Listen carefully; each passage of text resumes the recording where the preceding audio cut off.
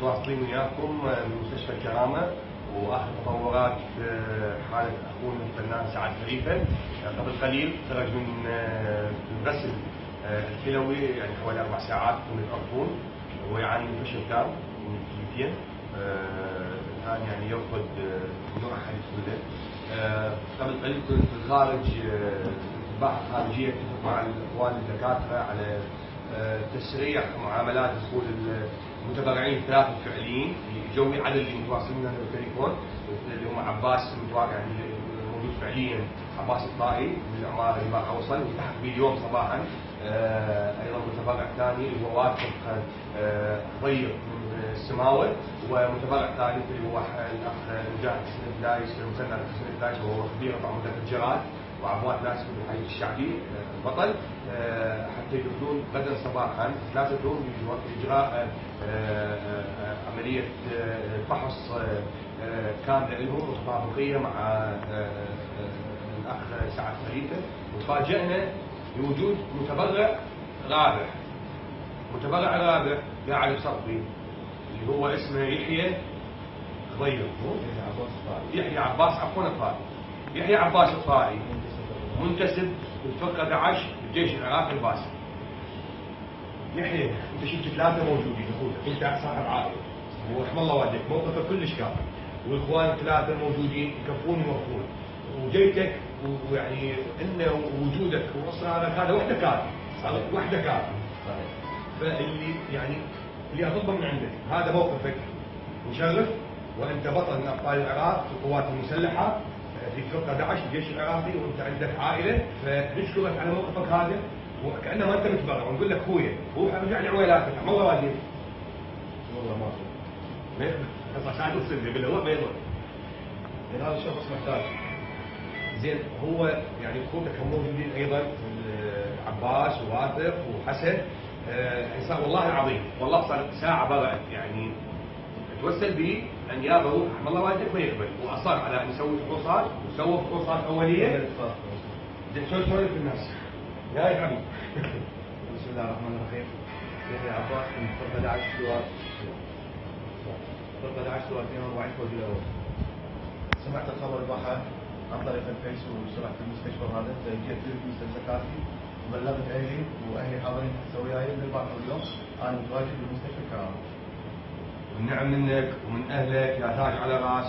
انت اهلي ووالدتي واخوتي شجعوني، وانا جيت بدون ما قلت لهم، وبعدين طرقت الموضوع لهم، قالوا هذا في سبيل الله واهل العراقيين، وتدري العراق عنده غيره ما يحتاج. والنعم منك. تمر على كل مسلم، وتمر على كل شاب عراقي. والنعم منك. وانا كنا بساحه القتال وبالجبهات ومن الله يستر علينا وعلى امه محمد.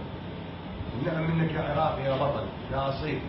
يعني هذا النموذج الرجل اللي يدافع بالجبهه في فرقه 11 ويا اخواننا الابطال اللي لولاهم لما كنا احنا على قيد الحياه، وما اكتفى بهاي، جاي سمعت بالخبر جيت اتفرع جاي مستعد، المستمسكات موجوده واهلي موجودين، حاليا هسه بالمستشفى. وانا البارحه واليوم انا بالمستشفى. من البارحه بالليل انا طبعا طلعت، وبالليل وقت متاخر هو جاي معي وبايت هنا بالمستشفى. تخيل بايت، يعني احنا متلصقنا ما ندري بيه، زين بايت بالمستشفى.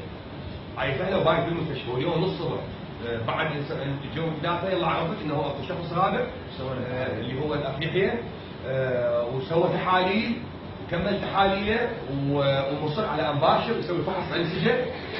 يعني باشر بعون الله راح يدخلون 4 لفحص الانسجه، 4 سوا يعني تباعا، اللي هو عباس واللي هو واثق واللي هو حسن واللي هو يحيى.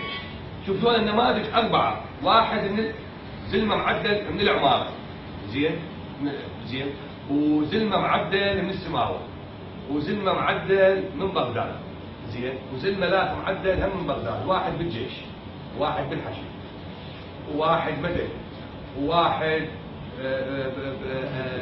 اخواننا بسرايا السلام، واحد في اخواننا في عصابه حق ينتظر قرار الكناني ايضا، زين ينتظر تليفون، وشخص من الدياله ايضا ينتظر تليفون. يعني هاي اللحمه الوطنيه. احنا بقدر ما يعني حزنانين على اخونا سعد، بس اصبح سعد هو منطلق لكثير من المفاهيم اللي كنا احنا احيانا في بعض الاحيان تصيبنا نوع من الاحباط، انه مع الاسف احنا كبلد ناس مواقف ويا ناس وما حد يتكاتف. لا، لا العراق بخير، وجود ناسه واهله الطيبين وذول الزنبله معدله. انا اشكرك فعلا اشكرك، ونيابه عن كل المثقفين ونيابه عن سعاد ونيابه عن فنانين العراق، يعني كلنا على جبينهم. وفي الصحه والعافيه والله زين.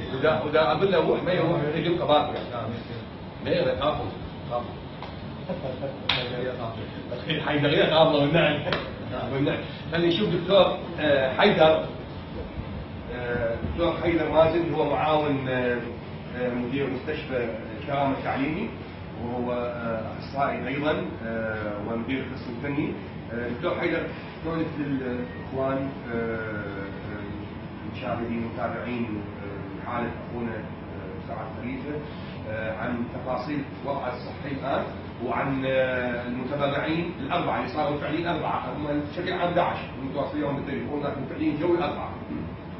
والله هذا الشيء طبعا يدل بس على صوتك هذا الشيء يدل على شهامه العراق وقيادته. طبعا هذا الشيء والله شيء جدا راقي ورائع احنا بنشوف.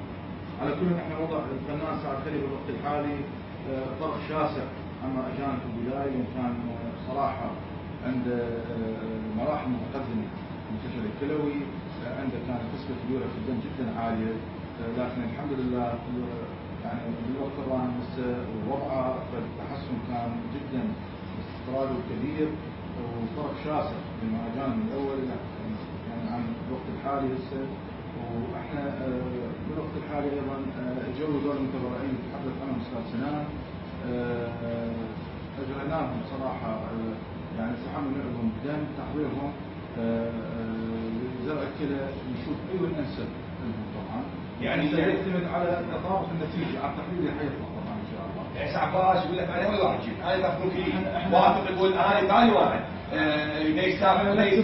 يسابقون احنا شفناهم هذا يعني هذا الدكتور يسابقون المتبرعين على الثواب، يعني يسابقون ان يقول لك انا اريد انطق ليكي، هذا يقول انا جيت قبل ذاك، هذا يقول يعني احنا في زمن صدقوني يعني فقدت فيه بعض، يعني في لحظات حسينا فقدت فيه القيم والمبادئ.